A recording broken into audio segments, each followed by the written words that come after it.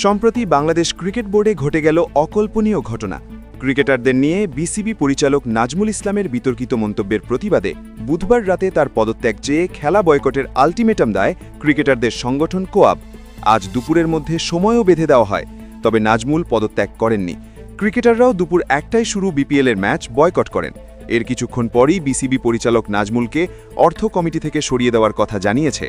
সংবাদ বিজ্ঞপ্তিতে বলা হয়, সাম্প্রতিক কিছু ঘটনার পর্যালোচনা এবং সংস্থার সর্বোত্তম স্বার্থ বিবেচনায় নিয়ে বিসিবি সভাপতি তাৎক্ষণিকভাবে অর্থ কমিটির চেয়ারম্যানের দায়িত্ব থেকে নাজমুল ইসলামকে অব্যাহতি দেওয়ার সিদ্ধান্ত নিয়েছেন।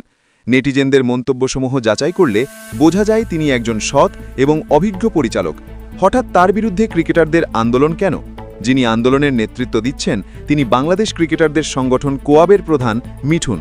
এই ঘটনার আদ্যপ্রান্ত বুঝতে হলে আমাদের ফিরে যেতে হবে 2 দিন আগের ঘটনায়।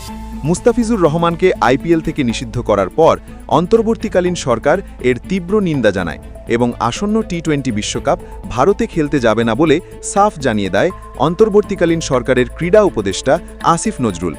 আসিফ নজরুলের এই মন্তব্যের জের ধরে তামিম ইকবাল ভারতে বিশ্বকাপ খেলতে যাওয়ার ব্যাপারে চিন্তাভাবনা করতে বলেন। তামিমের এই ভারতপ্রেমী কথাবার্তা পছন্দ হয়নি বিসিবি পরিচালক নাজমুল ইসলামের। তিনি ফেসবুকে তামিমকে ভারতের দালাল হিসেবে আখ্যায়িত করেন। দেশের সর্বস্তরের ক্রিকেট প্রেমীরা তার কথাকে সমর্থন দেন এবং 2 দিন পরে তার একটা বিতর্কিত মন্তব্য নিয়ে সুযোগের সদ্ব্যবহার করলেন মিঠুন।